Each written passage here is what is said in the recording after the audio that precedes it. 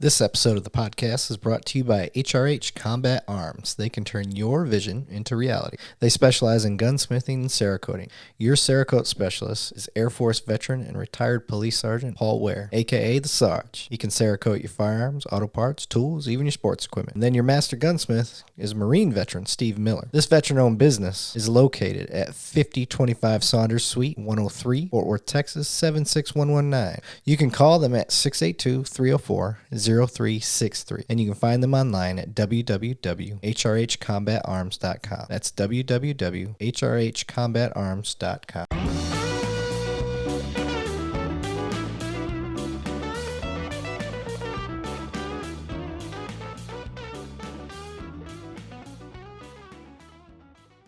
All right, welcome back to Cops One Donut. I am your host, Eric Levine.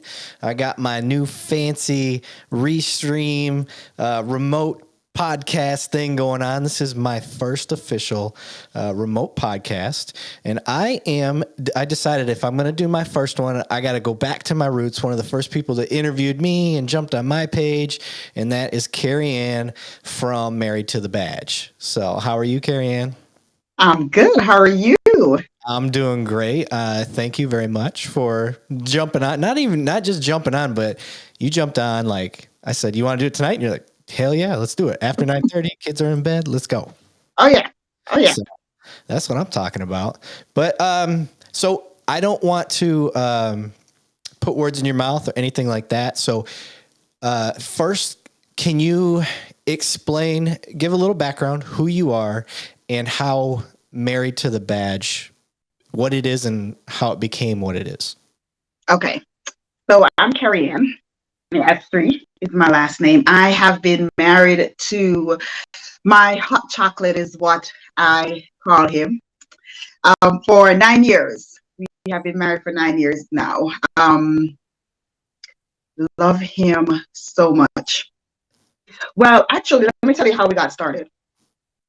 I did not know that the LEOW community existed until last year, I think around April. Okay. And yeah, so he's prior military, right? So explain what that means, what the because you got to remember, it's not just cops and stuff that listen to this. It's people that have no idea about the acronyms and stuff that we in the military and in the police world and fire world and first responders all use. Law enforcement officer's wife. Okay. LEOW. I learned that last year and it got stuck in my head. Can't get rid of it. They should just say LEOSs because it doesn't have to be a wife. Spouses, you're correct. Yeah. Well, I didn't know that the W world existed first.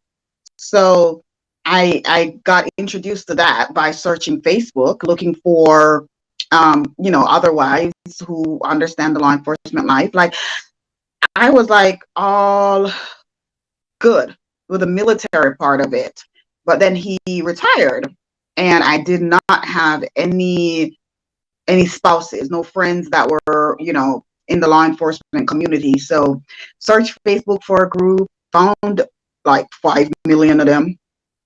And joined a couple of them, and they really, at first they were nice, like the ladies in the groups that I were a part of were really, really nice, and then they got hateful, and then they turned on each other. It's like they got cliquey, and if you didn't agree with what they were saying, they turn on you real quick. That support part that it's supposed to be there went out the window, and I was like, I couldn't deal. But in one of those groups, I met Christy.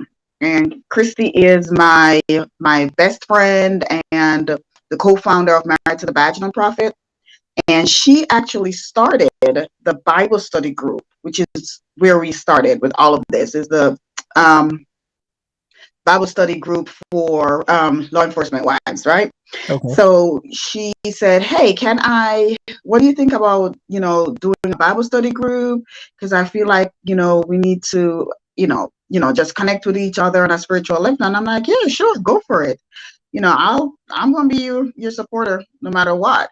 And I wake up one day to a request from her to be an admin on the page in the group. And I was like, what? no, I'm just here to support you. Well, she Yeah. wouldn't stop. So I said, okay, and I went for it. Well, the first book that someone introduced her to the first book that we were supposed to study together. And the day we were supposed to start that study, she says, hey, this is like at 5 o'clock. We're supposed to meet at 7. And she says, hey, can you do this for me? Because I think that this book is a little bit too advanced for me. So I'm like, oh, okay, you don't even know if I read the book or read the first chapter, but all right, I'll see what I can do. And that's where it started in May of last year. And then right around in October, I can say, I started I started feeling like the Lord was telling us to go further with what we were doing, do more. And I was like so hesitant because I'm like, I don't even understand what I'm doing right now. You're talking about do more. Yeah. Like, God, what are you talking about? But in February when I was talking to the person who introduced her to the first book that we did, she was saying that she could see us doing more and going further and like starting a whole organization or something. And I'm like, okay, so you're sounding like you had a conversation with the Lord too, because this sounds like, the exact same thing that he's been saying to me, that I feel like he's been saying to me this whole time. So she was like, well, if I were you, I'd just go for it. So talked to Christy and she was all in. She was feeling the same way too all these months. We just never said anything to each other. And she's like, do you think we can launch, like, this is in February, right? And she said, do you think we can launch like May 1st? And I'm like, okay. Of 2021? Yeah. Okay. Yeah. Yeah. So I'm like, okay, because our birthday or anniversary for the Married to the Badge ladies Bible study group would have been May 12th. And she wanted us to, have the nonprofit up by May 1st. It was a tall order, but we got it done. We spent a whole lot of nights, working together. And listen, mind you, I'm in Georgia. Yeah. She's in North Carolina. At this point, we have never met. Right. In person. Never met. And we're like, okay, we're all in on this together. We're going to put our name on paper. We're going to send it to the government. So if something happened, we're going to prison together. Just FYI.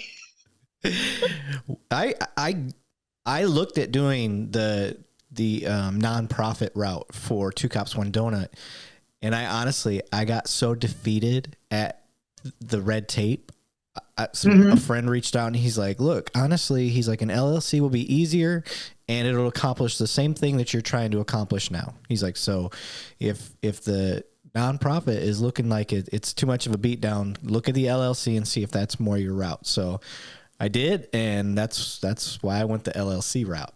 But well, we're still working on the nonprofit status part with the IRS. So yeah, we are registered in the state of Georgia as a nonprofit, but in order to get the tax exempt status, we have to, do the song and dance with the IRS. So we are currently doing that, that song and dance part. Like we're gonna get through it.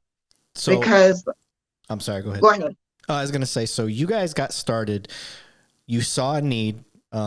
You saw the toxic environment that is social media in any sort of closed group. And I don't care if it's a closed group of just dudes, a closed group of just females.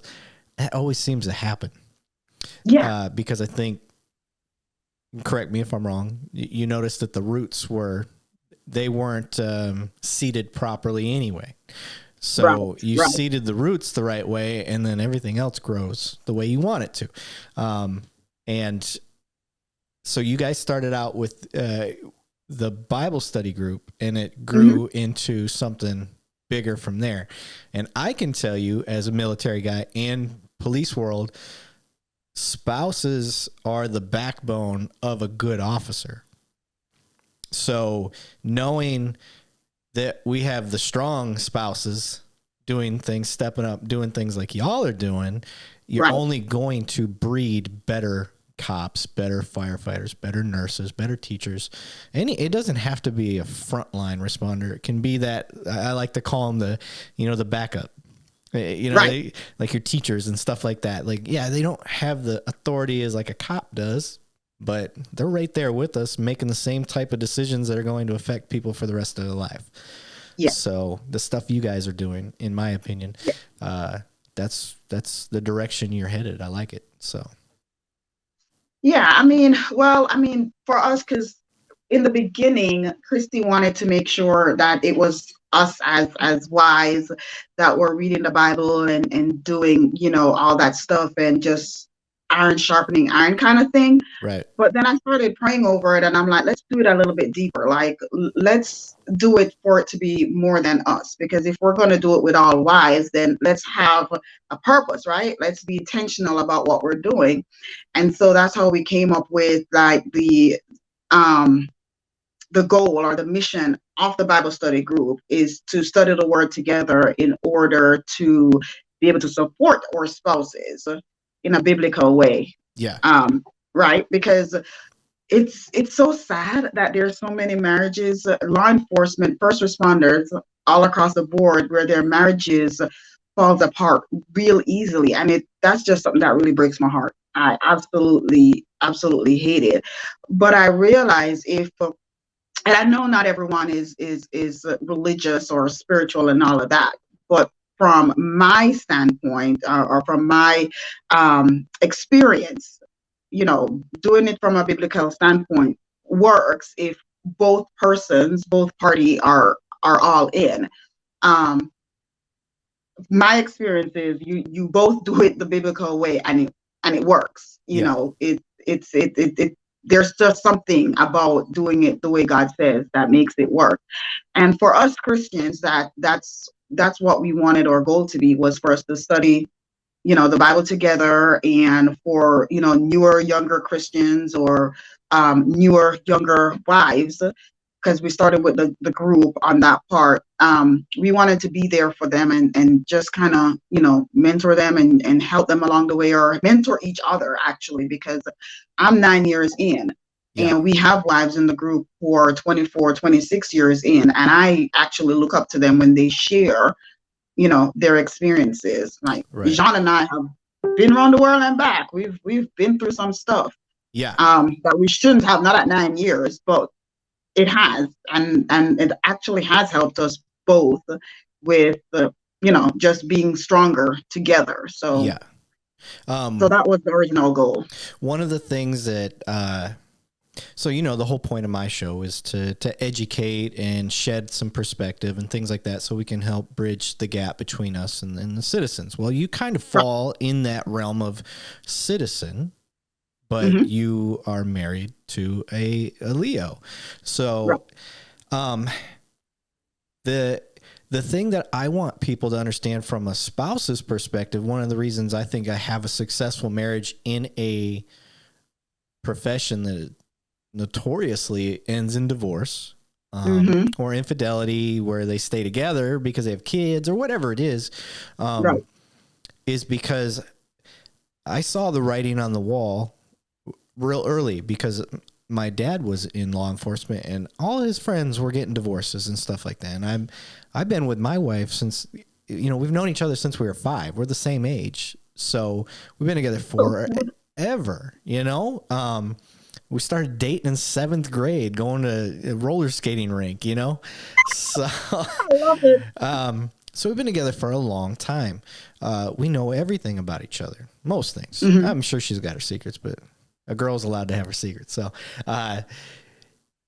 going through law enforcement and military, I knew that I did not want it to end in divorce. So I had to mm-hmm. work at it and figure out a way that worked for me. So on my side of the house, and this may help your Married to the Badge group, which we've discussed this before, but my big thing is communication. I don't hide the bad stuff that happens to me.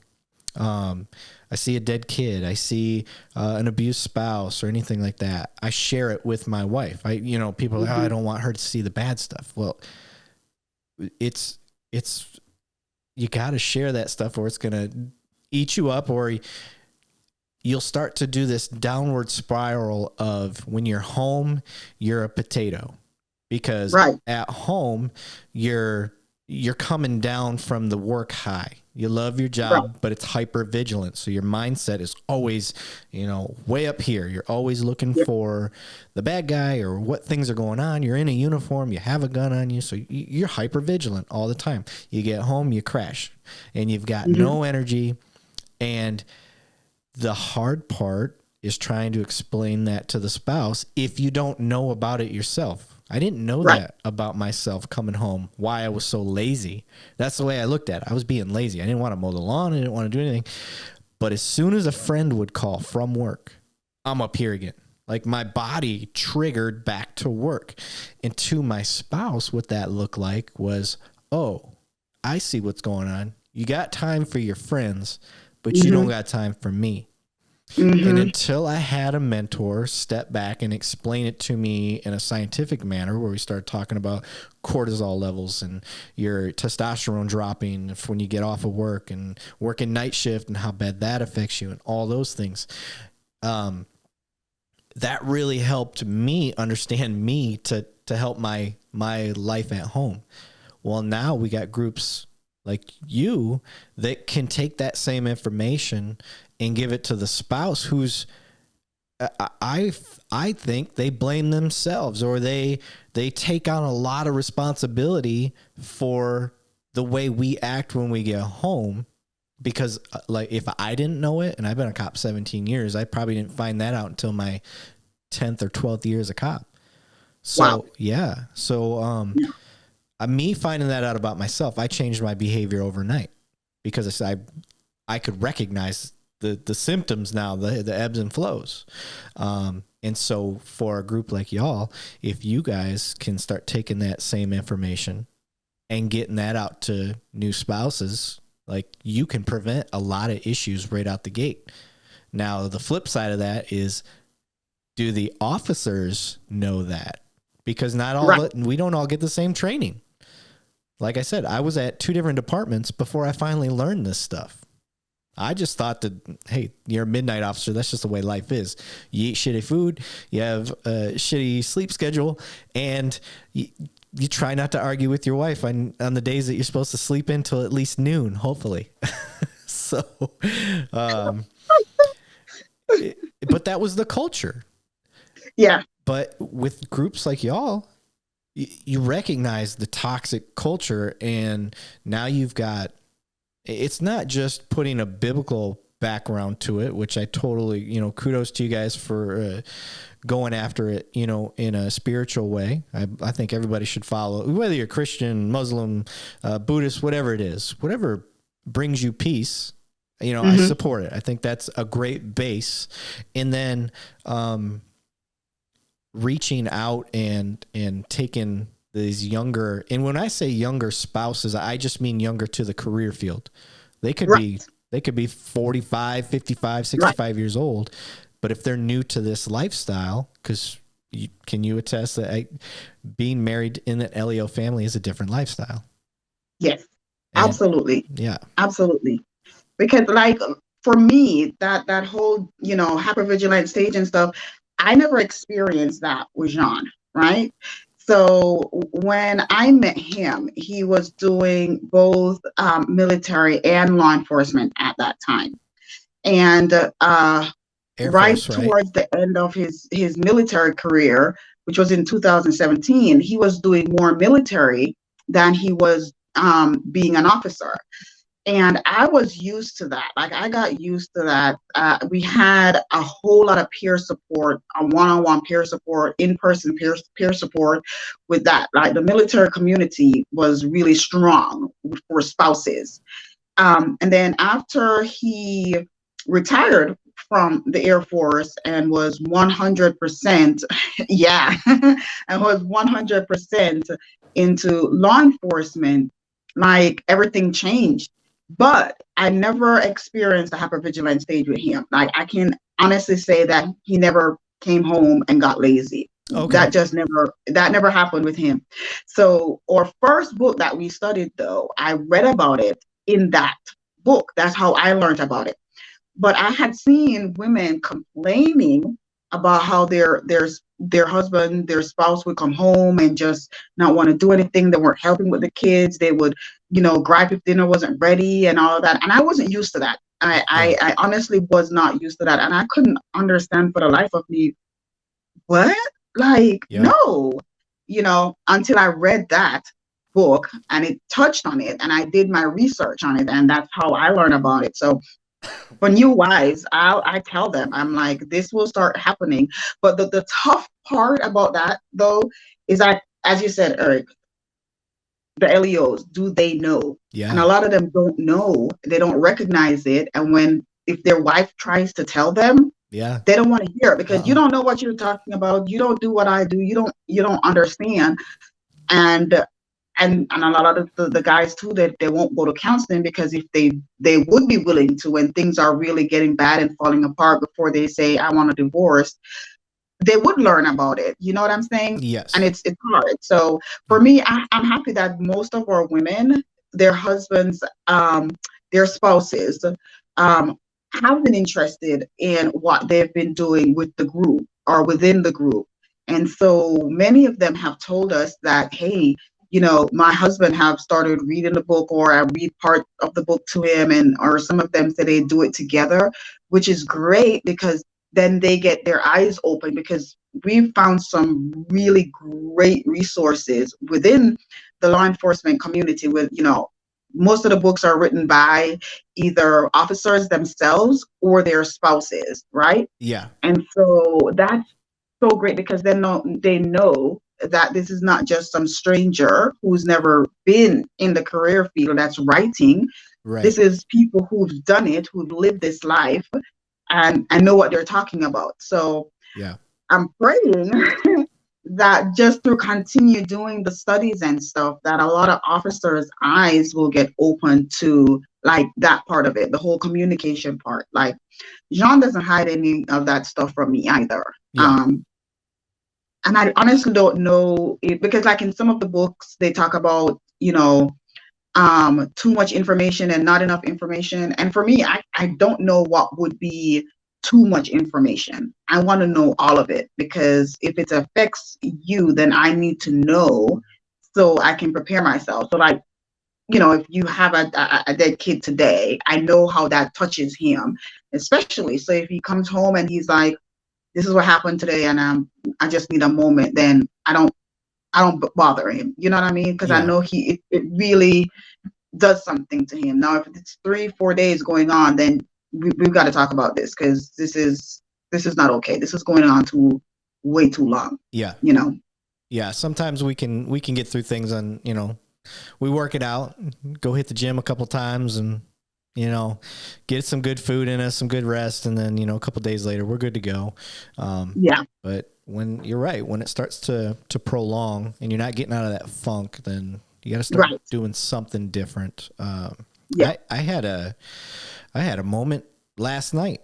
My wife got me into a TV show on, I think it was Netflix, called Maids or Maid or something.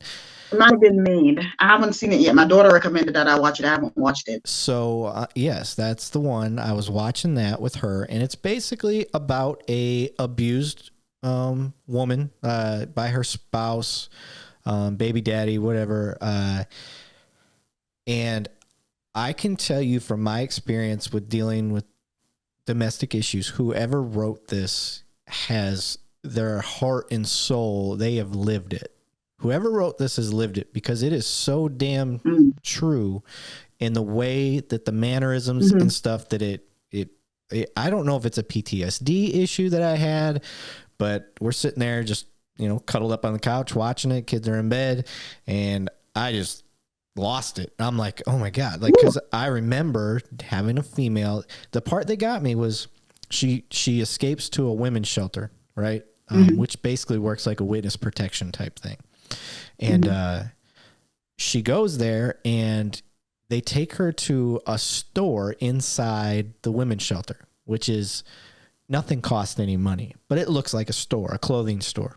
And it's to help them integrate back into the real world again, to be their own self. And The girl selling, everything's free, but it has a cash register and everything, and they just pretend like it's real, like a real store. And the girl said, not the main character, just the girl that was working there, she said, it took me 2 weeks to remember what my favorite color was. Oh, wow. And I remember a similar statement from a girl that I had helped get out of her. I took her to the women's shelter and stuff like that.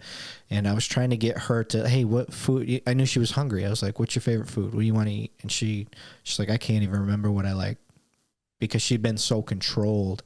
And to see the reaction of the main character in that, like I said, I had a moment. And my wife was, she's like, do you want to talk about it? I was like, it's not nothing really to talk about. It triggered me in a way that I haven't been. It's probably the first time I've been triggered ever, like ever had what I would consider some sort of PTSD. And it wasn't even anything that happened to me. Right. So it's just heartbreaking. It is. It's just heartbreaking. And to see the setup and the characterization of control that was done on this woman, the main character, everything in my training that I've had and everything in my experience I've seen is spot on. Like the way the manipulation, the habitual circle of leaving them, coming back, they trick you, right. They make you think they've changed, they stop drinking, and they get right back into the same wheelhouse again. So seeing that and oh man, like I said, and I don't know why I went down that hole with you, but it still bugs me. So I was thinking about it and I was like, well, I got to talk about it again. So I practice what I preach. If it bugs me, I talk about it. I don't care if it makes me seem like a sissy. In the last book that we did, His Badge, My Story, we just completed that one. And in that book, it talks about how most officers have that one story, whether it's a case that they were never able to solve or just something that being on the scene or whatever. There's that one thing that every officer has, that even into retirement, it's that one situation, that one scenario, that one case, it sticks with them, for a long time. And I asked John if he has one, and he said yes, because he was with New York for like 15 years. Yeah. Before he moved to Georgia. So he's like, yeah, I have one. I'm like, will you share it with me? And he's like, not today.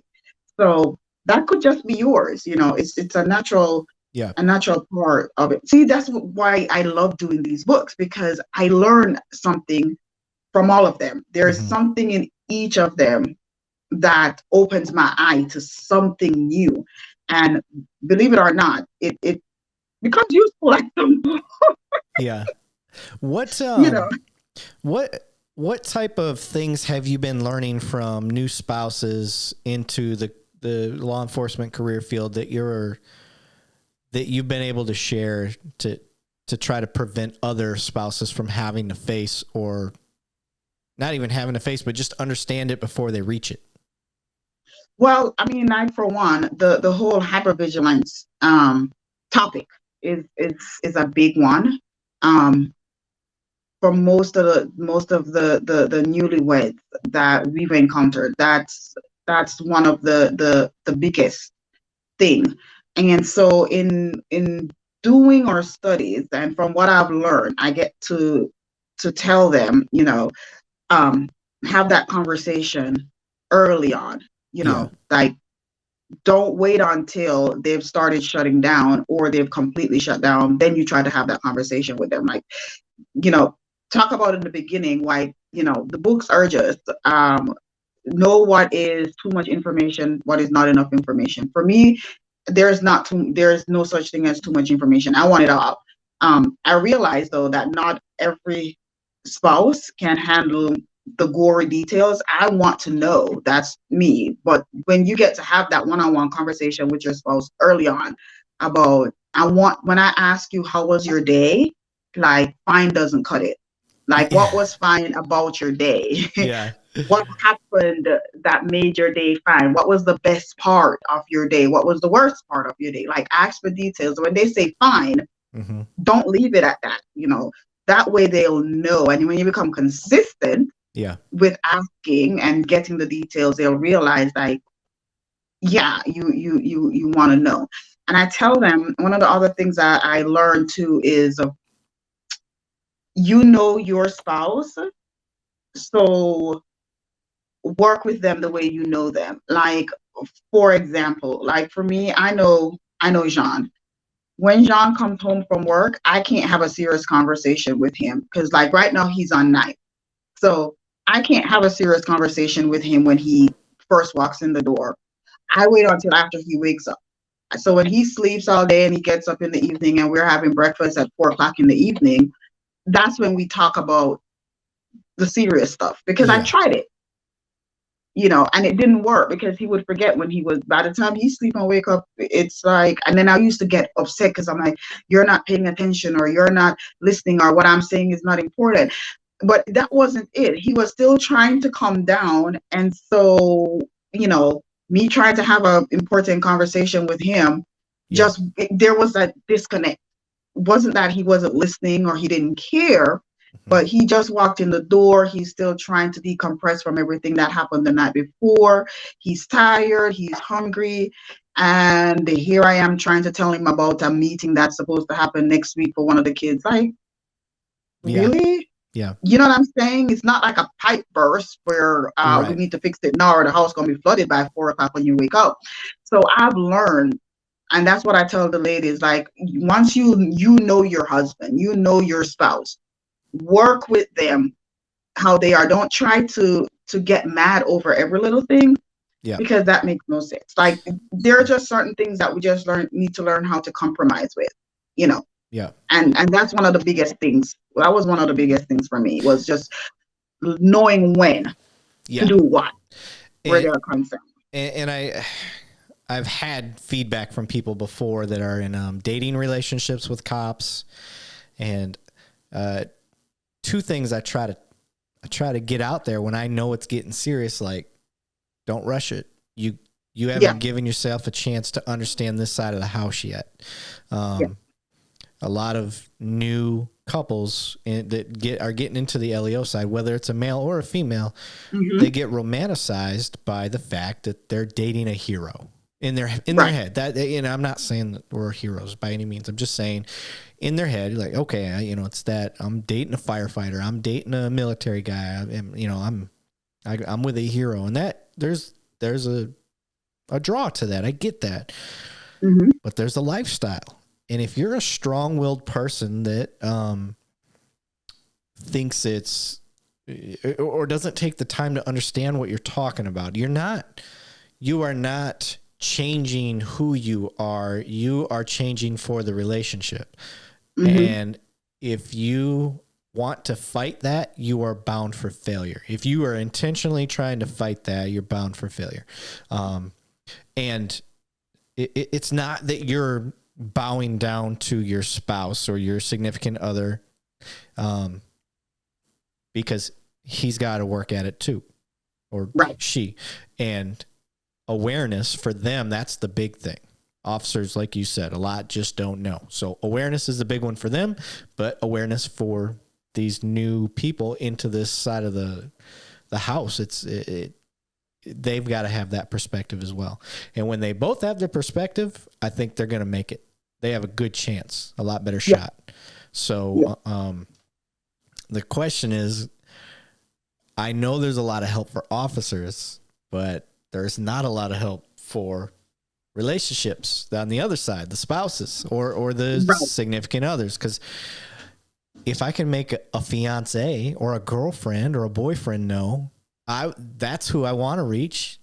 That's the person I want to know, because then they can make a better informed decision before they get married.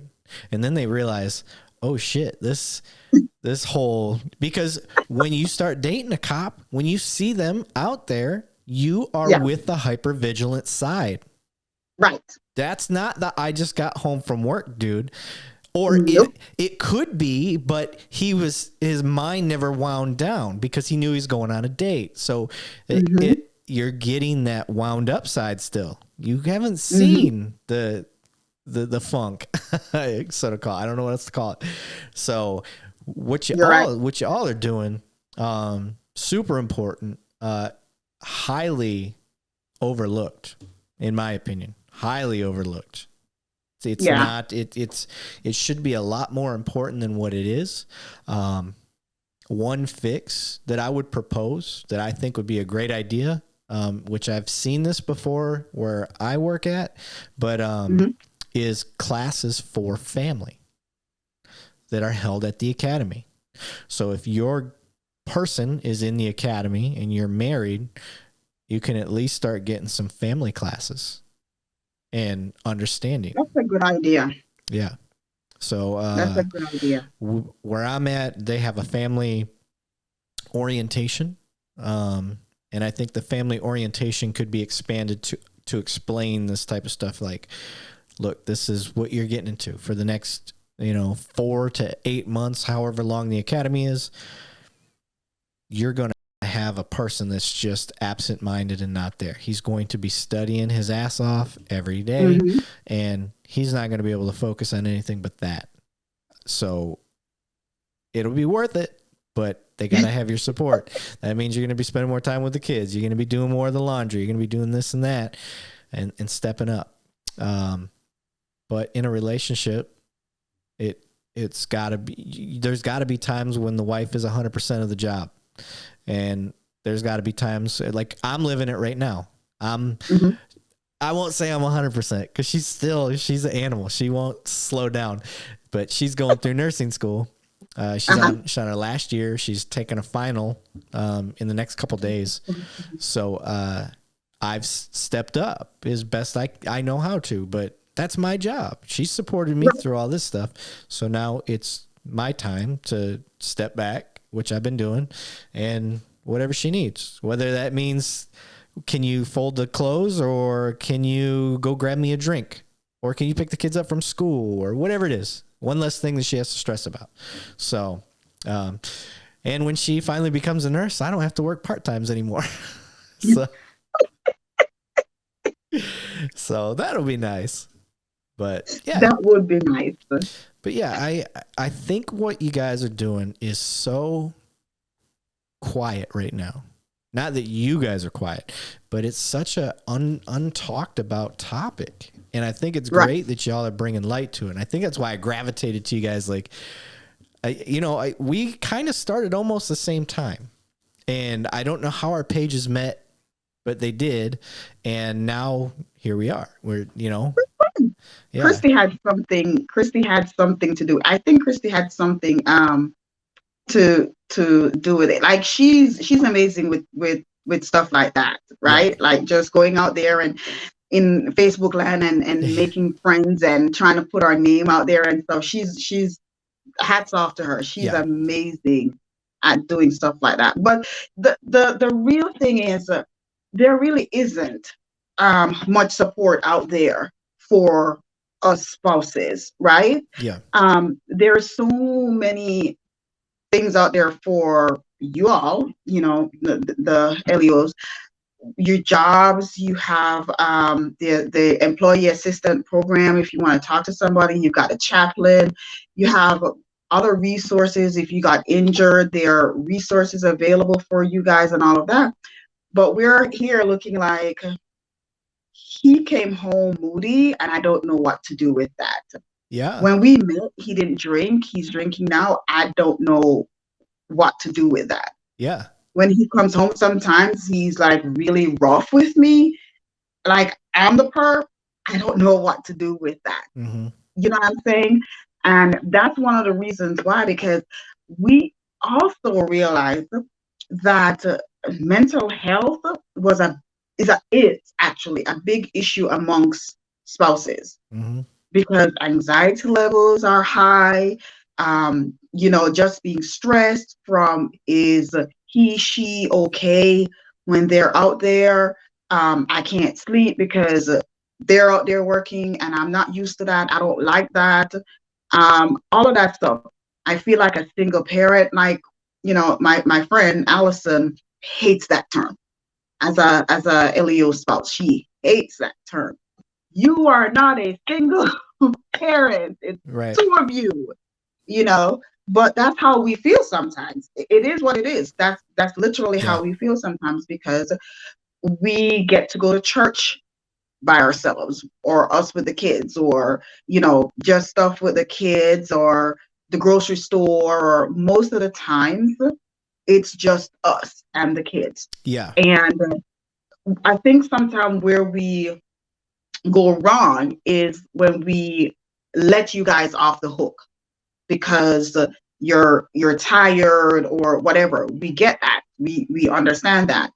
But just like you guys have a job, and it's hard and you're tired, it's like a lot of us have a job too. Yeah. And while we understand the level of danger that comes with being a first responder, comes with being a law enforcement officer, what we do as well is important, right? Yes. Or else we wouldn't be doing it. Yeah. We're doing it for a reason, because we're in this together and we need the finances, or else I wouldn't be doing it, right? Yep. And why is it okay that I'm the only one that gets to bathe the kids, or help feed them with dinner, or get them dressed in the mornings for school, or help with pickup when you can, or whatever the case may be? So she absolutely hates that. But then when I have a new mom, and she's like, he's gonna go back to work and I'm scared, I don't know what to do. We have to let her know, you're gonna be okay. You just make sure you have this conversation with him now, that, hey, I understand your job, I understand the challenges, I understand all of that, but we're in this together, so I don't want to raise the kid by myself. Right. And sometimes, like, when you guys don't know Susie's favorite color or favorite dish, and you thought it was this, and well, you're her favorite because she loves you more. It's not that. I'm home with her more. I do all this stuff with her more, so I do know her. But if you make the effort to spend some time with her as well, then you get to know her too. But when you're thinking that, okay, I'm, decompressing and I'm just too tired to do anything, and you just do it, then you're setting yourself up in the long run to jeopardize the relationship that you should have with your kid.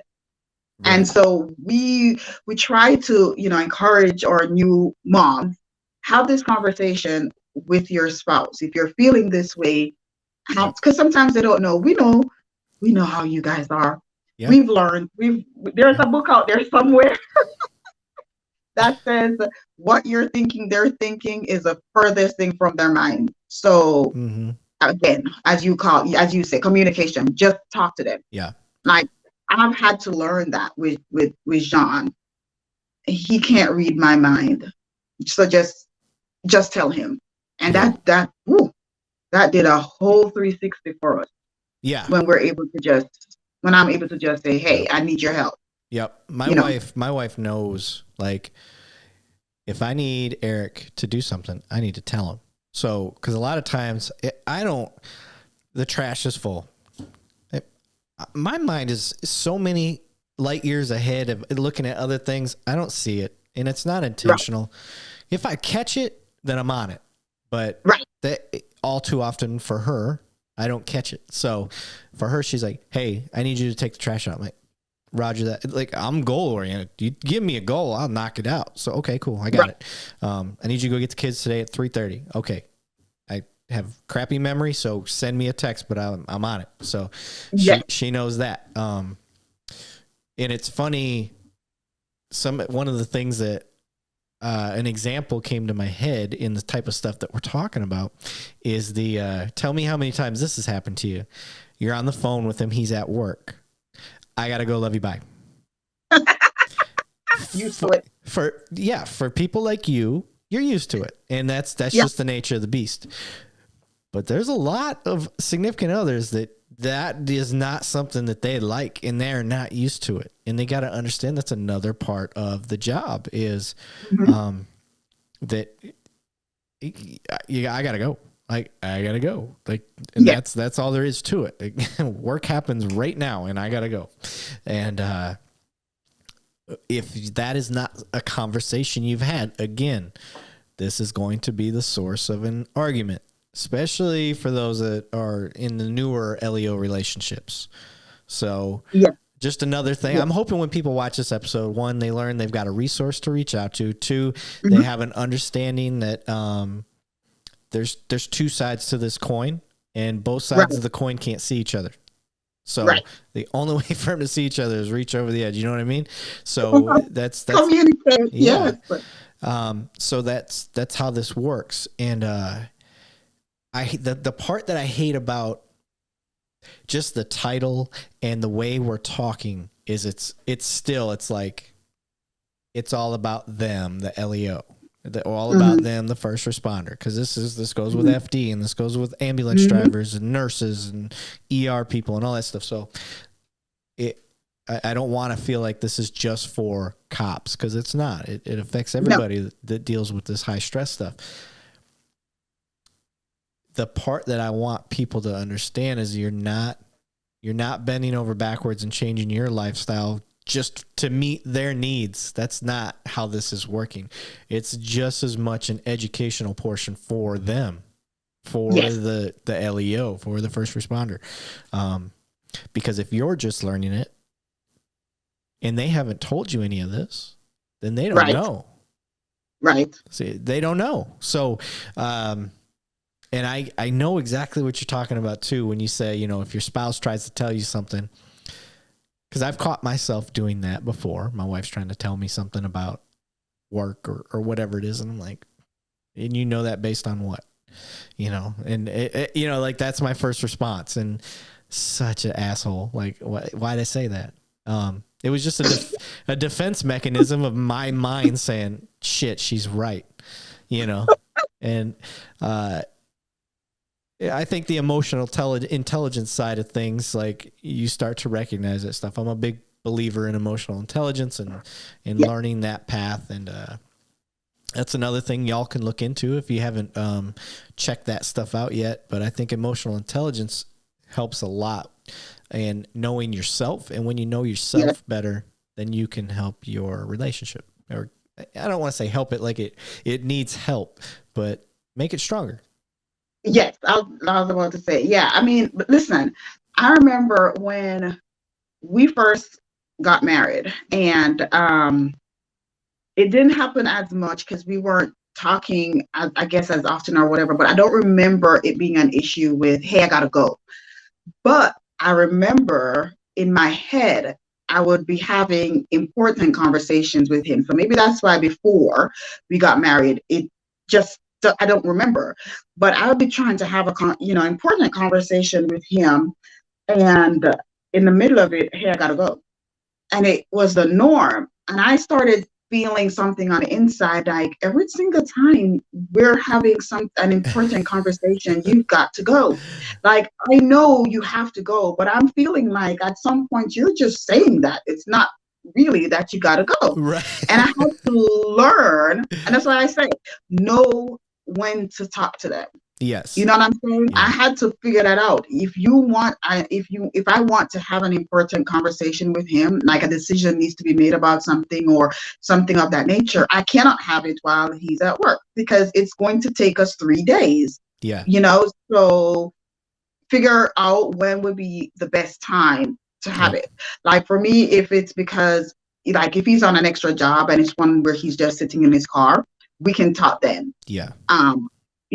Or when he's off and he's home, we can talk then, depending on his day and night schedule, because like I work from home now, so it's easier for us. But there was a time when he was on days and I was working nights. So it was hard, when I'm up and awake and working, he's sleeping. So it was like catch me when you can kind of thing. So I had to figure out and learn when was the best time to have certain conversations with him. Yeah. And I also realized that I was getting to the point where I was just not telling him stuff. I just wasn't telling him anything. And then he would ask, well, when did the baby get back? And I'll be like, 3 weeks ago, you just noticed that you walk past it every day. Yeah. He's like, well, you didn't tell me. And I'm thinking, why? You're not going to remember anyway. But that was it. I was telling him that kind of stuff, the things that are important to him at the wrong time. Yeah. And so when I figured it out, don't tell him. And I know in all the counseling classes, they tell you when your spouse come home, married, and law enforcement, first responder, regular marriage, you don't bombard them with stuff, right? So even if he's been home for 2 hours before he goes to bed, even at 1 hour and 45 minutes in, and I say something to him, he's dead tired. So that's just not the time. And I had to learn that. And so that's just one of the things that we get to share with our new spouses, know when, know him, know her, and know when. Right. And, know the priority, because the other side that people don't like to talk about, and I hope you're talking to your groups about this as well. He may not come home, and then what? Yes. So if one, you don't, and this is just for your own peace of mind, you don't want your last conversation to be over something dumb, something that you created a stink over. And it's not that I don't want to take away from a spouse's level of importance. Maybe it was really important to them, but on the grand scheme of things, it isn't. And you only have that perspective if they don't come home. And now you got to dwell on that. So the conversation, like, especially if you're not married into this lifestyle yet and you're thinking about doing it, you have to come to grasp with the reality that he may want to do SWAT. He may want to do some sort of undercover work or whatever. This all encompasses under this job. He can't go to work knowing, or she can't go to work knowing that you don't approve of what they're doing. And that you're worried they're not going to come home and, all this stuff. You accepted that risk when you got into that relationship. Yeah. Or you accepted that risk when you told him or her that, go ahead, go and do the police academy and jump into that world or whatever it is. But that's a real conversation that gets avoided a lot. And I think it's real important to talk that stuff out, have game plans, but always keep that in mind that this may be the last time my significant other, just due to the nature of their career, walks out the door and doesn't come back. And I think it helps with deciding what stuff is important to talk about and what stuff can wait. So like you said, pipe burst, shit happens. You're going to have to deal with it, old man. So let's go. So suck it up. But, Timmy's not, he keeps looking at porn on his cell phone. That can wait till the morning, Yeah. So the little things like that. I mean, you're right. You're absolutely right. And talking about that, I actually just published a blog on our website talking about, hey, pick your battles. He may not come home. What then? And that was what triggered me into that is I was told I'm weird because, and I guess it's because I got that training from the military perspective. He may not come home. Yeah. So I don't live in fear right now. I do recognize he may not come home. I want him to come home. I do. But with the military, they really do prepare you that he may not come home and you're still going to have to go on. Because if you live on base and he does not come home, 30 days and you're out, buddy. They don't give you 6 months to pull yourself, get yourself together, all of that. 30 days and you got to go. Yeah. And, so I think I mentally, I was prepared from that angle. And so here, it doesn't stress me as much as I see it stress others, whether they're younger wives than I am or older wives, as in the length of time they've been married. Right. And so it wasn't one of those things that was on my radar, right? Mm-hmm. We talk about it, but I wasn't pushing it until 2 weeks ago when I went to two officers' funeral in the same week. And there were actually three, but one of my team members and I went to one. It was two, Sunday and Monday, and we did the one on Monday. And she was saying to me, I feel bad for not going to the one on Sunday. And at the end of it, I said to her, if we had gone to the one on Sunday, I know I personally could not have done this today again, because it was just emotionally so much. Yeah. It was hard. And I've seen them on TV. I've seen the military funerals on TV, but I've never been to one in person, never experienced it myself until that very first one. And that officer died in the line of duty. Okay, so it was the full shebang with that. The second one that I went to one on Monday, went to another one on Friday. The second one, he died from COVID. So he did get a law enforcement style funeral, but it wasn't the full thing, Right. But it was still emotionally like draining for me. And so it prompted me to write the blog about, are you prepared? Like, you go to these funerals and you never want to be the person sitting in the front row. Right. You never want to be the person where all eyes are on you walking down the aisle at the end of it. You are conflicted where you're saying, oh my gosh, my heart breaks for this family, but thank God it's not my spouse. Right.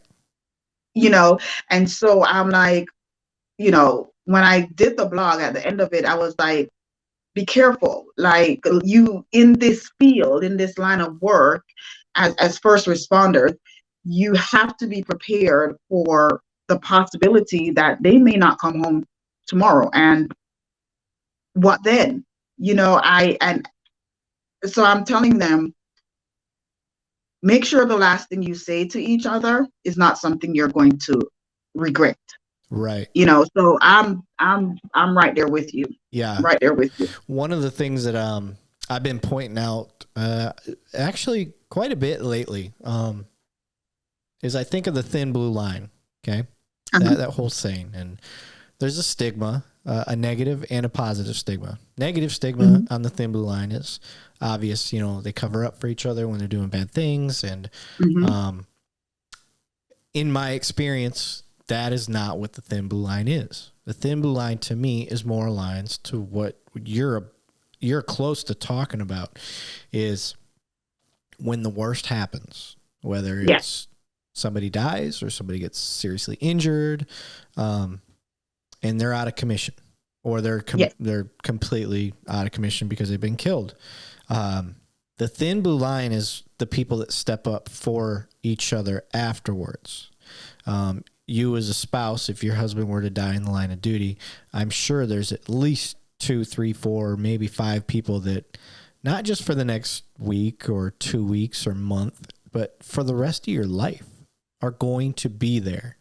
They're going to make sure your daughter has a man there to take her to a dance or to walk her down the aisle or whatever it is. I say a man. I'm not trying to be, if it's a female, it's a female. I'm not. I'm not trying to be. I'm not trying to be sexist or anything like that. But that's a thin blue line to me. Is the knowing that if the worst happens, I'm going to be there for you, for whoever else, and that's the way it goes. And thank God for the internet. I mean, just with the internet alone, when an LEO or FD guy goes down, it isn't just their own, brothers and sisters that they worked with personally that are stepping up. Those are usually the big ones, but it's people from all across the nation, across the world that step up. And to me, that's the thin blue line. So when you get into this career field, you need to understand when, when Christy's husband gets sick and he's laid up in bed, that I'm going to come over and mow the lawn for y'all. And that's just how it is. That's just the way it is. Or if you guys move, if you move a house, hey guys, we're moving. Right. All right, team's up. You're going to get 3, 4, 5 guys there. You know, your job is to buy the pizza and beer, and that's just the way it goes. And it's the same in the military. The military is better for it. Way better for it. But, you know, the bigger police departments, in my opinion, step up a lot. The bigger ones. Yeah. The bigger ones. I've seen definitely do. I've worked for the smaller departments and stuff like that and seen them. And, you know, if I'm moving, I might get one guy.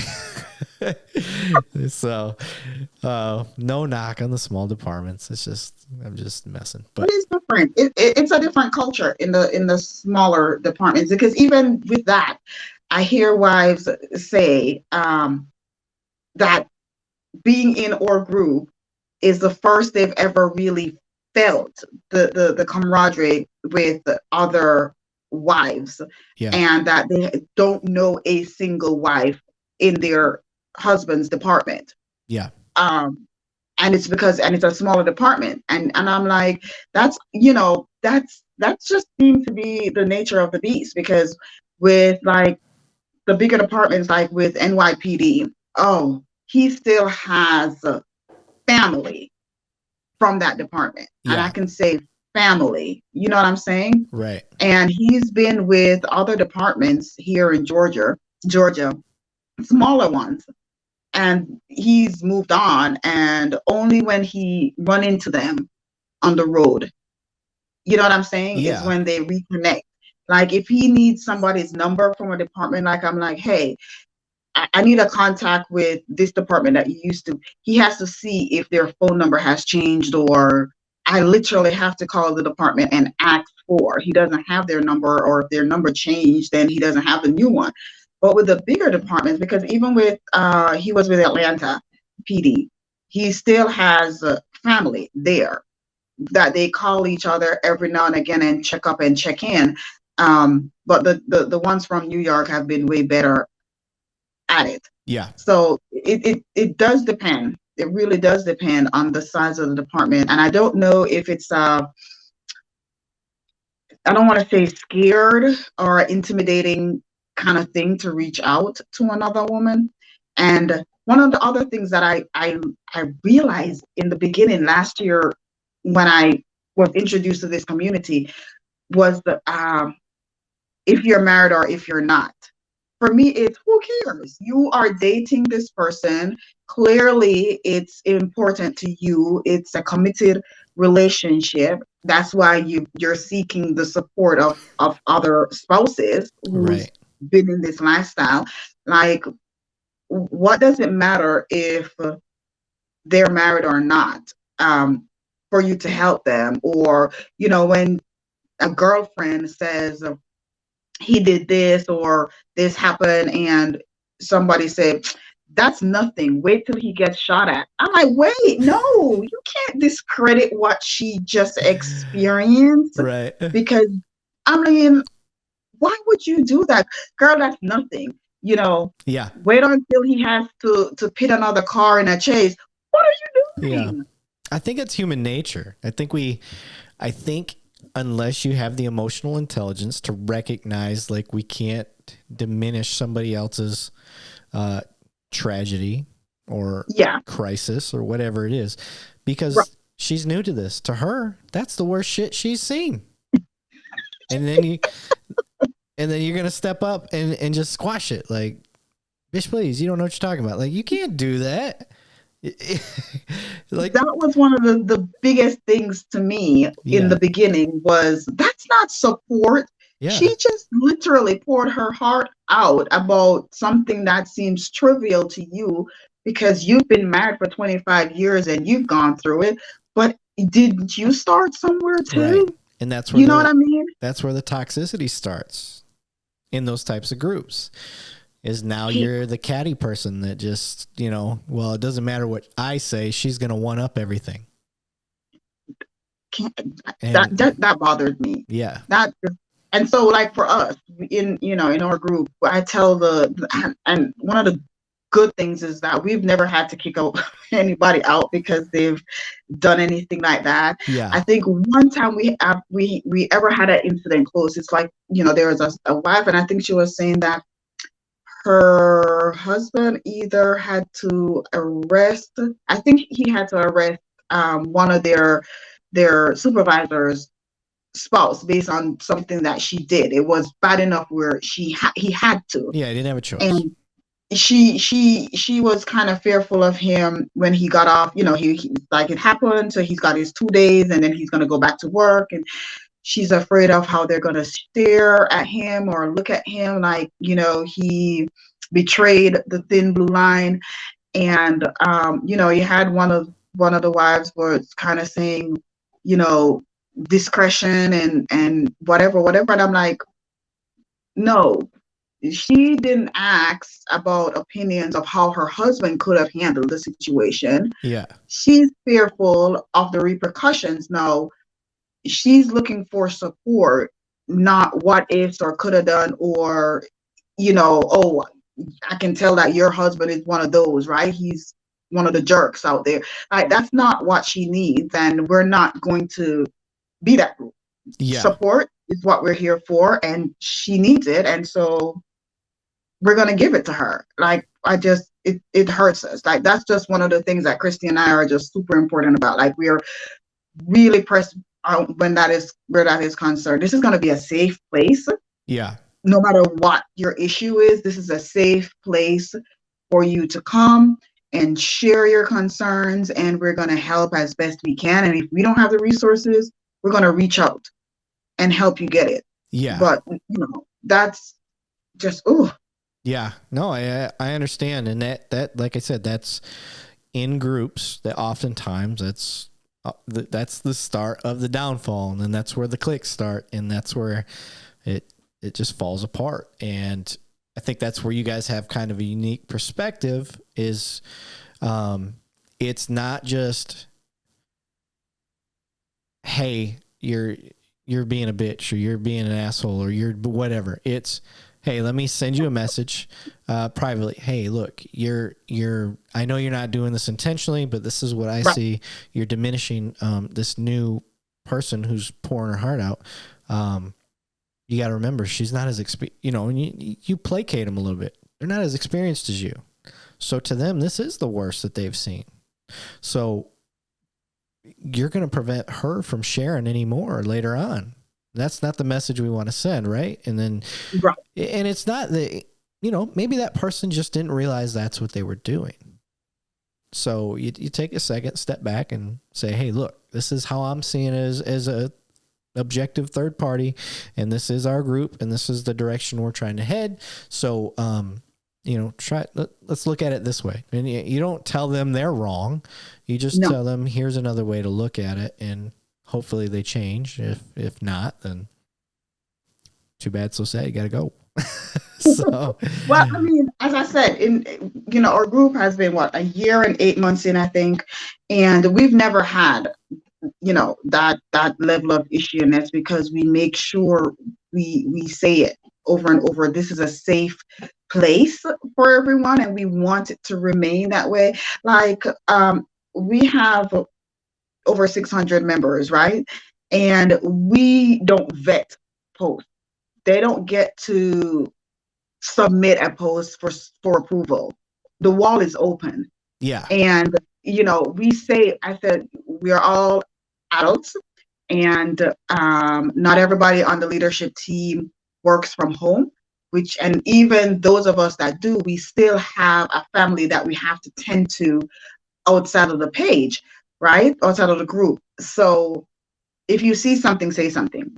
Yeah. We don't want to, and one of the reasons why we do that is because we don't want someone with a pressing issue, a pressing question, pressing concern, prayer request that submits it at 8:00 in the morning and it's 7:00 at night before one of us can get to it. Yeah. Like, we don't want that. So we allow them to, put their thing out there, and the ladies are really great. They're wonderful because they jump in and they'll pray or they'll give you their opinion or their experience and all of that. Sometimes I go on the page and it's 10 at night because I've been busy doing stuff behind the scene for the group or for members or whatever the case may be. And when I finally get on there at 10 o'clock at night and I see some of the stuff, my heart just melts because I see the response that they get from the other ladies in the group. And I'm like, this is what support is supposed to look like. Yeah. Like, this is why we exist. You know, right. Christy was like next to tears on Sunday when one of the ladies posted something and all the ladies were rallying around her. And she was like, this is why we exist. And this is what support is supposed to look like. And I'm like, you're right. Yeah. You know, you're right. It's an awesome feeling, isn't it? Yeah. Yeah. Oh yeah. I try to tell people, I'm like, since I started this, and you know how police are, and I'm calling out cops on this. We are our worst enemies. We're our own worst enemies. We are cynical assholes, and we bust each other's balls harder than anybody else out there. And I expected nothing less with the podcast. I expected nothing less. I expected, like, you know, oh, you're just trying to get you 20 minutes of fame, or, you know, right. I had all these scenarios in my head, but I kept driving on the premise that I thought my heart was in the right place and that I was trying to do good and try to be educational the best that I could without being preachy. And I have had more cops that I work with that are years above me, years below me, right there with me. Like, dude, this is awesome. Keep doing it. You're doing a good job. You know, like I look forward to it. You know, hey, it's kind of long, but you know, I just come back to, you know, stuff like that. And I'm like, yeah, I get, you know, so they, you know, I get good criticisms and stuff like that, but all encompassed around support. Right. So, the point that I'm trying to get to on that is it makes what you're doing. It is the driving force behind keeping it going and right. knowing you're on the right path and you're doing the right thing. So, I very much, based my premise on just following my heart and doing what I think is right and talking to the people that I think fill that same gap. I think that's why I like you guys' group so much, is because I don't get any sort of fake feeling. I think you guys are genuine. I think you. Oh, absolutely. You're absolutely, your heart's in what you're doing 100%. So I think positivity attracts positivity, and that's why I follow y'all. But as far as the future goes for your group, where are we headed? Mm-hmm. I mean, you're growing, you're getting bigger. We are. We are growing. Like this week, it's been like eye-opening for me. So it's Christy and I, and we have right now on our leadership team, we have 9 other women who makes this happen. Including the board, it's 16 of us, right? And I can tell you, without the other 14 ladies, like, we wouldn't be doing what we're doing. We wouldn't be able to keep it up, sustain it, or anything. And I keep telling those ladies as often as I can how much I appreciate them for what they're doing. And I tell them, I said, even on the hard days, even on the days when you're like, I am so annoyed right now. If Kerry-Ann send me one more text or email or group me message, I'm going to throw my phone.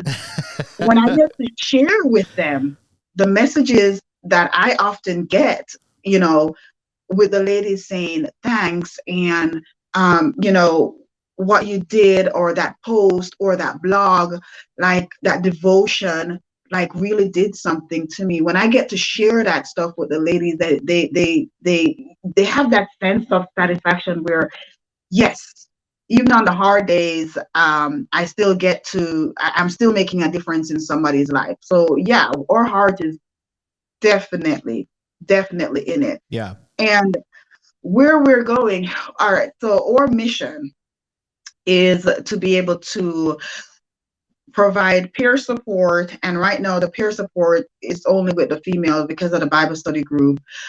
We wish we were able to have the Bible study group for the men.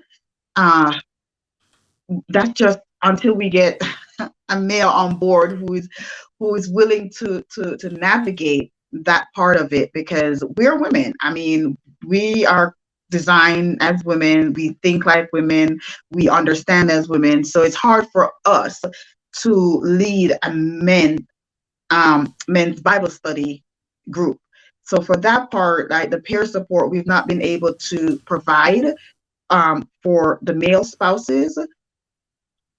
But if they reach out to us through the website, we're not going to turn them down. We'll figure it out, right? Yeah. But the peer support part of it is a part of the Bible study group. So it's usually the ladies who are in the group and they're having challenging situations, like a new mom, and how do I navigate the whole parenting mom thing when he goes back to work?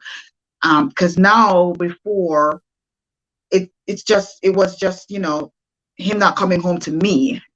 I'm big. I can take it. I can handle it. It's gonna be tough, but but now it's two of us. What if he doesn't come home and she's not even one? How do I keep his memory alive in her when she's less than a year old?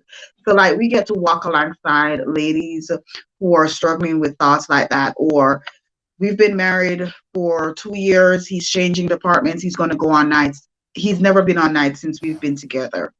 I'm scared. I can't sleep, or, just stuff like that.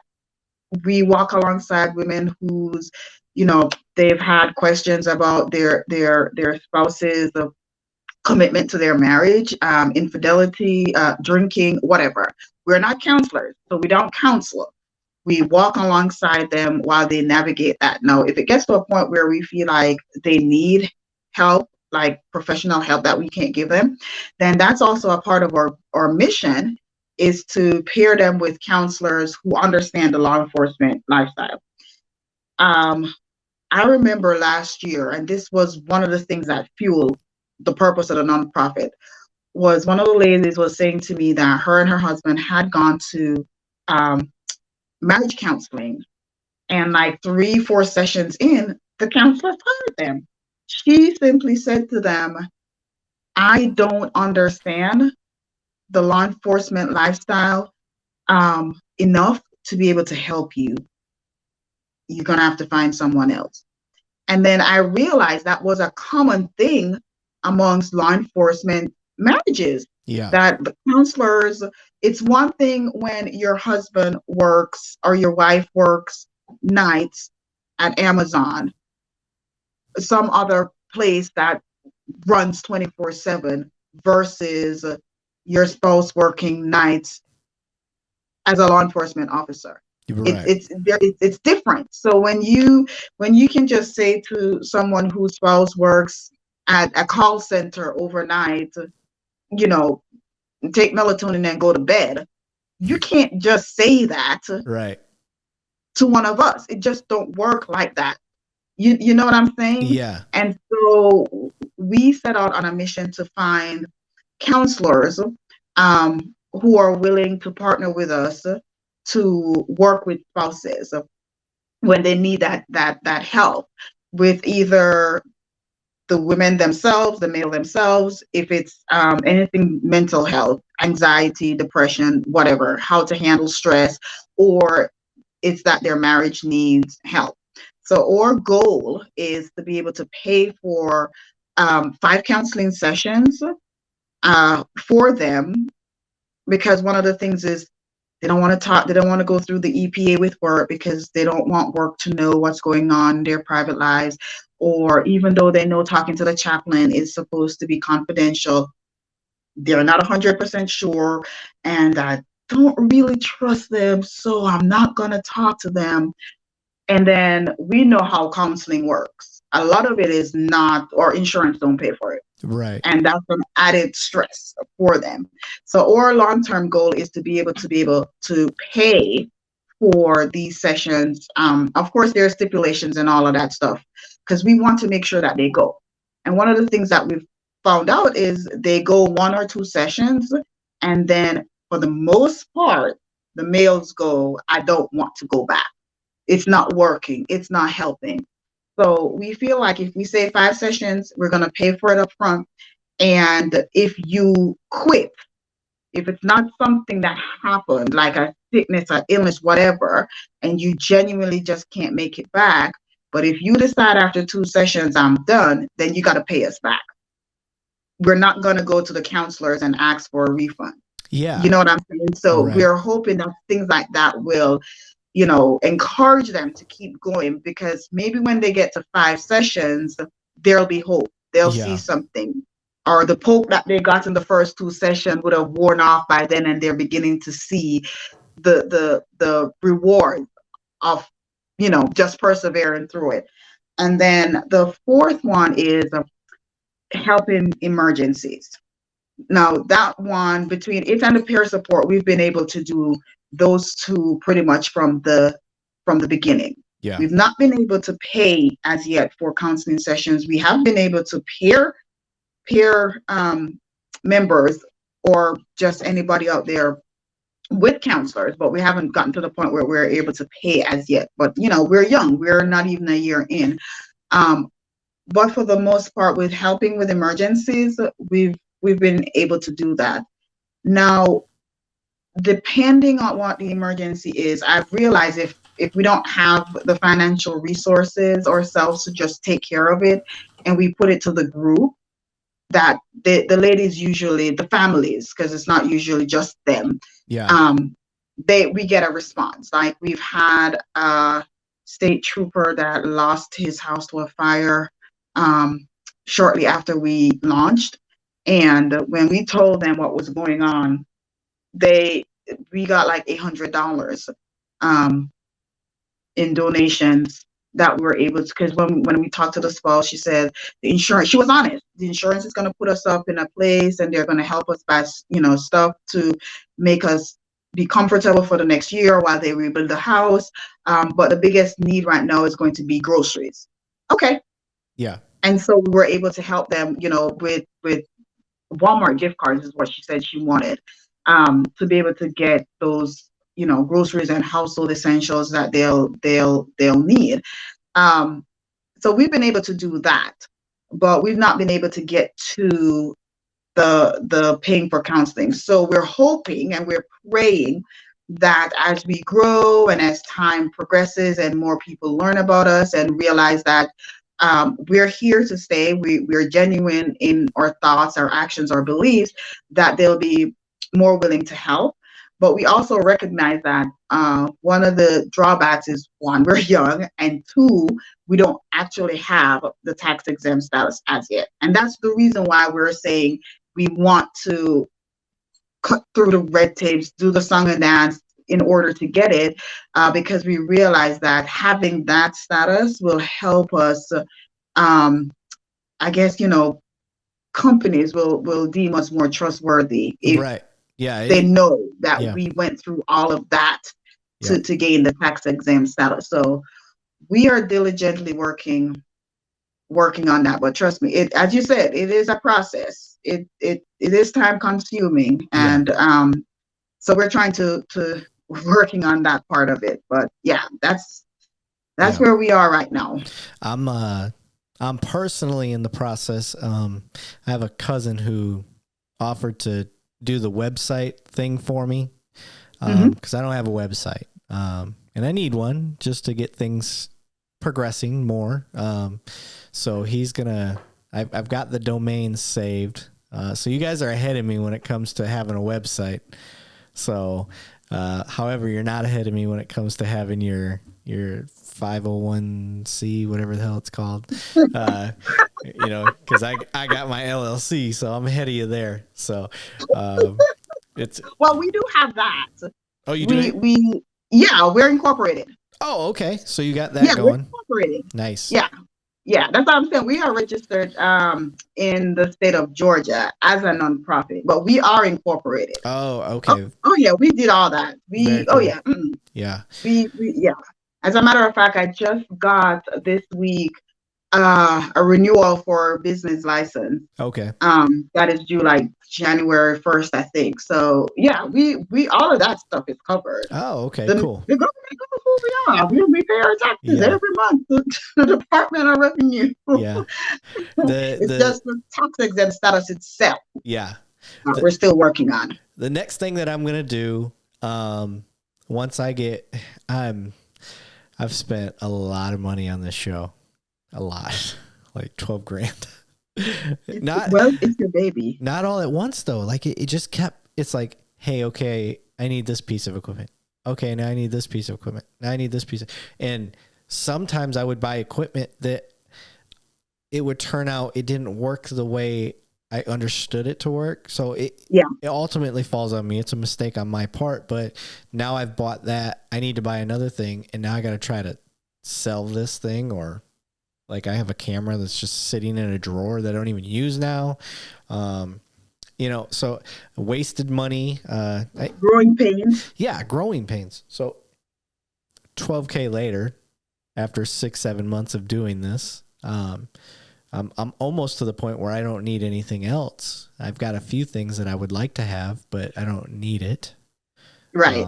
But the website is the next big thing. I've already paid for the domain, which is like $8. It's not expensive, but I got to get that going, and I want to buy some patches and stickers to kind of get out there, nothing expensive or anything like that. But I was thinking about that with you guys, that'd be a cool way to spread the word, because you know how cops are. They love their patches. And patches and coins. We stick them all over these things and put them on our backpacks and all that good junk. So I'm going to get some stickers of the donut that I've got. We're going to work on that next year. Your donut. Yeah. We're going to work on that next year.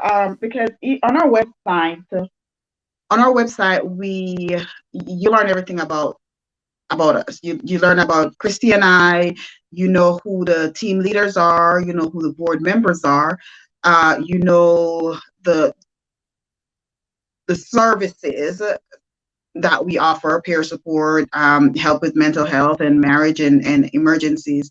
And then we also have a store on there that we try to use to help us with funds, to generate funds, outside of getting donations and stuff like that.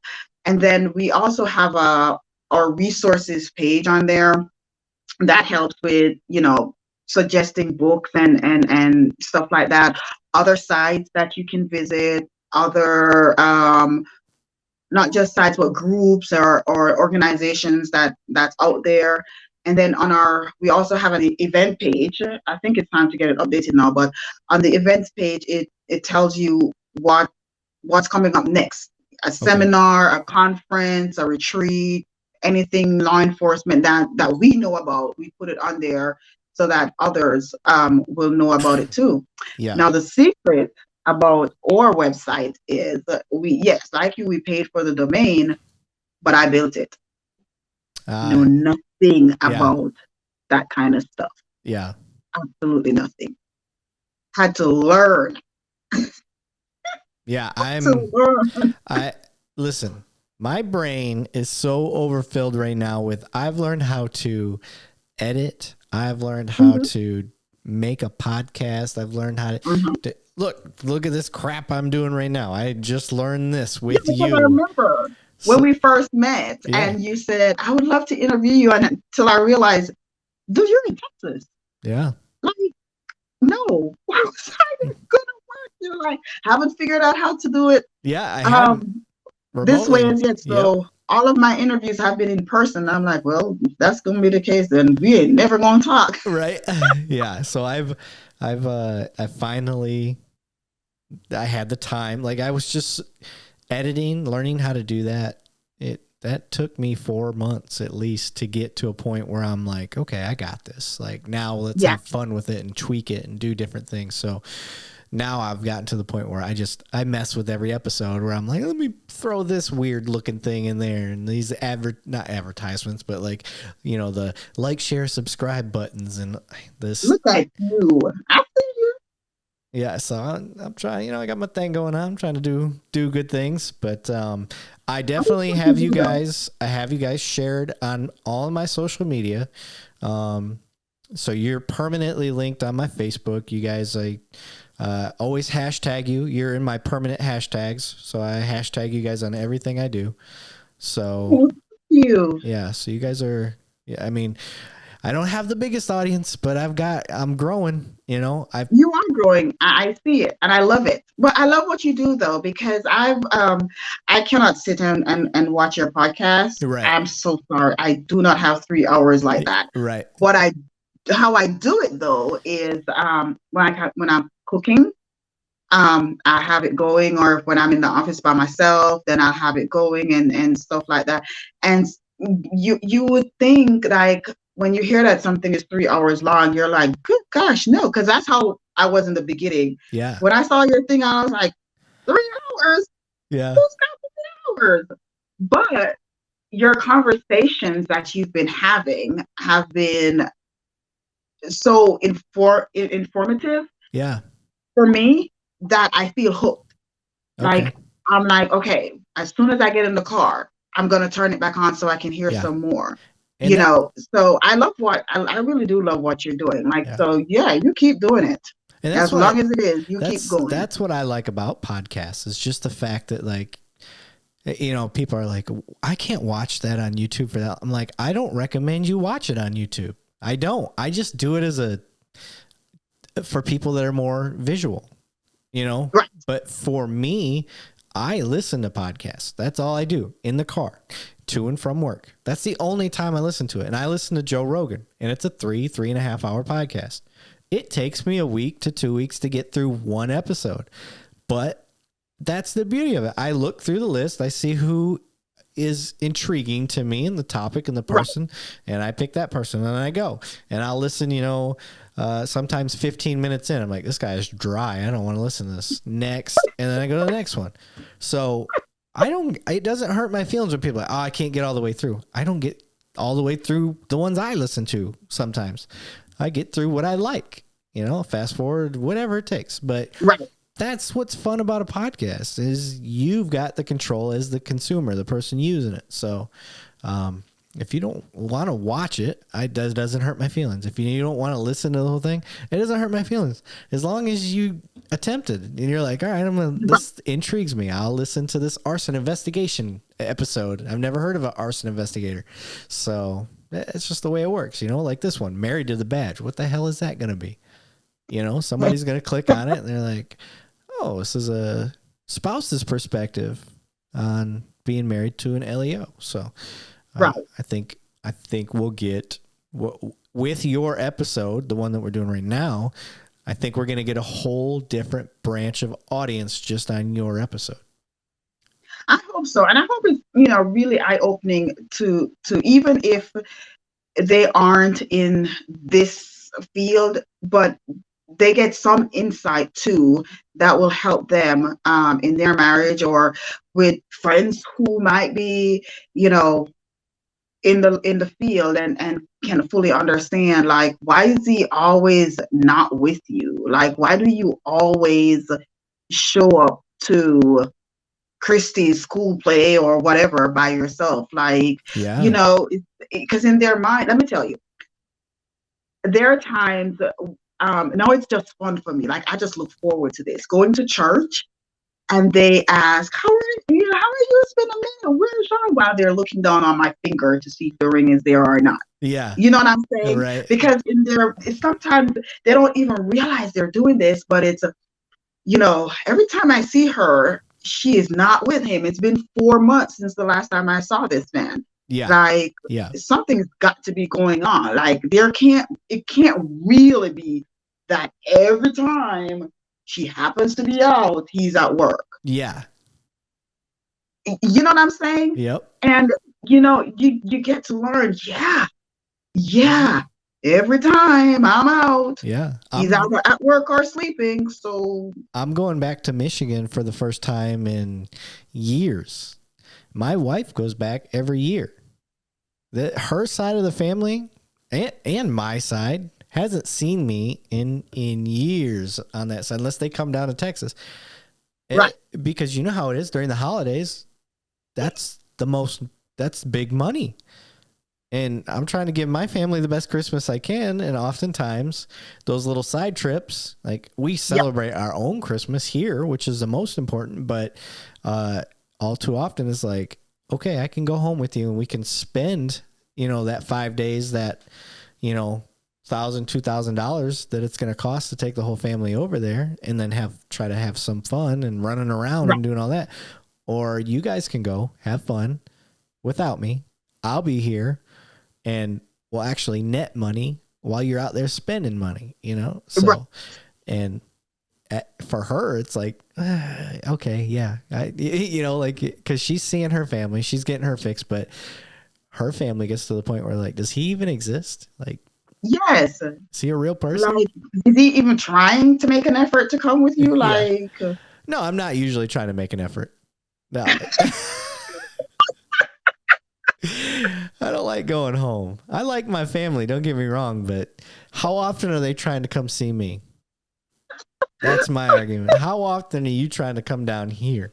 So listen, just try and think about it. Like, I'm originally from Jamaica, so you try and him or 2 kids, 3 kids, me trying to fly to Jamaica that's not gonna happen. Yeah, nobody. I can't believe you left Jamaica. It's beautiful. That's for another episode, honey. I have never been there personally, but I've been in the area. We go to the Bahamas and do all that stuff, and man, and everybody I know that's gone to Jamaica has a great old time. So yeah, but it's the tourist areas, I'm sure. So I don't know what areas you're from, and you probably have a different perspective. So I mean, the tourist areas are good. Listen, I've become accustomed to AC and warm showers. Okay, I'm spoiled. I got you. Now you fancy. yes. So yeah. So even when I go back, I want to do the touristy stuff. I got you. Yeah. Oh, for sure. Because I lived there and I lived it and stuff. But I love my home though. Go get spoiled. Absolutely love my home. I love saying I'm from Jamaica. Yeah. I call myself a Jamaican Georgia peach. I believe it. So before we wrap this up, is there anything else that you want to throw out there? Is there anything I've got I don't know if you can see it, but I've got your website posted down here, marriedtothebadge.com. If you're listening, it's www.married2thebadge.com. So, just make sure you type in the number 2 and don't spell out 2. And you can always check out the episode on YouTube if you want to see the visual aspect of it, and check that out. I will have it hashtagged and saved on the episodes, so you'll be able to see it whether you're downloading it from Apple, Google. I have added. I'm just filling you in on this. I've been on vacation all of December. Okay. So I got the whole month of December off. Wow. Yeah. So I've invested that time into improving the show. And now my podcast is audibly available on like 14 platforms. Congratulations. Yeah. Oh my God. That's awesome. So I've got it on. The main ones are Apple, Amazon, Google, Spotify, iHeartRadio, Stitch, and then they just start getting into other ones that I never even heard of before, but apparently they're really popular. So I just like Tune In is one and all this stuff. So so I put us out there on just about every damn platform I could find. And then video. I added a Twitch channel, YouTube. I've had my YouTube thing going on. So, but the new thing on Twitch, I don't know if you've seen this yet, but what I do is I jump on live and I watch body cam videos, and instead of like critiquing them and saying, okay, this is you can see officer such and such did this, you know, kind of like there's big names out there, Donut the operator, Officer Daniel, stuff like that. They'll watch these videos and just kind of give you the highlights of them. Well, what I do is I pretend that I'm the officer taking the call. And I have to see that. I don't have a Twitch account, so I'm going to have to go figure that out. Well, that's the thing is I post my Twitch videos on my YouTube channel. Okay. So I'm super fancy. I have figured out how to put those videos on YouTube now. And when I do it live, it posts. You can participate with me, which makes it fun. You can participate with me on YouTube, on Facebook, and on Twitch, all at the same time. So if I go live, it's on all three of those platforms, and you can type, ask questions, and participate during the live session. As I watch the video, I'll pause it and be like, okay, you know, I'm approaching this car. This is what's running through my mind. And it just kind of gives an educational aspect or perspective of this is one cop, me, perspective on what he's thinking as the call's developing. And so you know where my mind is at as a call is developing, not hindsight, not after the fact, and then, you know, critiquing the cop or critiquing the bad guy. Oftentimes you'll see in the videos like, okay, next, this is what I'm thinking. This is what I think this guy's about to do. And this is where my head's at. And then I feel like Nostradamus sometimes because they're like, exactly what I just said happens. Yeah. And I've never watched the video. So, or sometimes the cop does something completely different, but he reaches the same goal I tried to reach. Right. Okay. So it shows that just because you have a different path doesn't mean we can't get to the same destination. So, right. Yeah. Right. So it's fun. I have a lot of fun doing it. But I'm going to have to check that out. And I'm sure like, Jean would probably he likes stuff like that too. He might like it. Yeah. We got to get him. We got to get him on the show now. Oh gosh. Definitely going to go 3 hours. That's for sure. When you guys get together, oh my gosh, there's no limit. You can't talk, girl. We're at 1 hour and 40 minutes, and I guarantee we could keep going. Oh, absolutely. Absolutely. So, because I was just about to say to you that one of the things that we were talking about earlier is one of the things that we have to, I forgot where I was going with that, with encouraging the wives or giving them a heads up. You know, something we just talked about. Good grief. You got me off when you talk about Jamaica. Sorry. But yeah, that's you know, one of the things that we give them a heads up on as well is that things will change, and it changes quickly. So be prepared. Yeah. Like really be prepared for it. And I keep telling the ladies like to be fluid, you know, not be rigid in your expectations, and know that things will change. He's going to change, she's going to change, and us as spouses, we're going to change too. Yeah. You know, if you are honest with yourself and you look back from when you first got married and you're fussing that he's changed, you don't think you changed? Yeah. You know, and you have to be prepared for that. Like I have to be prepared because I was talking to John about it the other day that you say sometimes you guys can be cynical, right? Yeah. It's because of the job, because of the things you've seen, some of the conversations that you've had. Like his biggest pet peeve on the job is when someone says, I'm not from around here. And for him, it's like the universal color in stop is red, no matter where you go in the world. Yeah. The light was red. What do you mean you're not from around here? Yeah. You know, right. And so sometimes I have to, like, when he gets like that with me, I have to get right back like that with him. Yeah. Like when we first got married, like running jokes with him, he was not having it. He was very defensive because that's what he's used to on the street. Like when somebody says something, they're not being funny, they're being mean. And so I have to be like, no, I'm literally being funny. Like, when I call you dude, the first time I said dude, oh my gosh, he almost died. Like, who are you talking to? Like, you talking to you, bro? chill Yeah, out. yeah. Yeah. You know, I know he's like really down to earth when he's Yeah. home. He's cool and all of that. But before, because he was just so used to how the streets are, Yep. he would bring it home and not even realize, Yeah.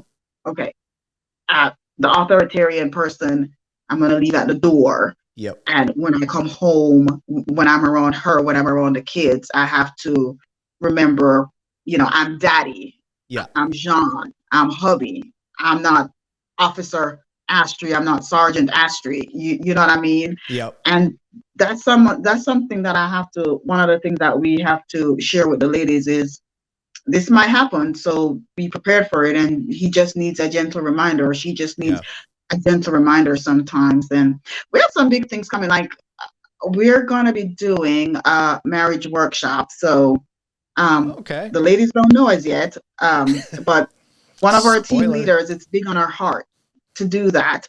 So we're gonna try and get that done next year and see how successful it is and how we can improve on it going forward. But we feel like it's necessary, Yeah. for the younger wives, the newer wives, or those thinking about getting married. Yeah. We definitely want to do that with them. Yep. I think one of the things you pointed out about changing to, that change is going to happen and stuff like that. I think personally, if you go into a relationship with the intentions of never changing, that means you're not growing.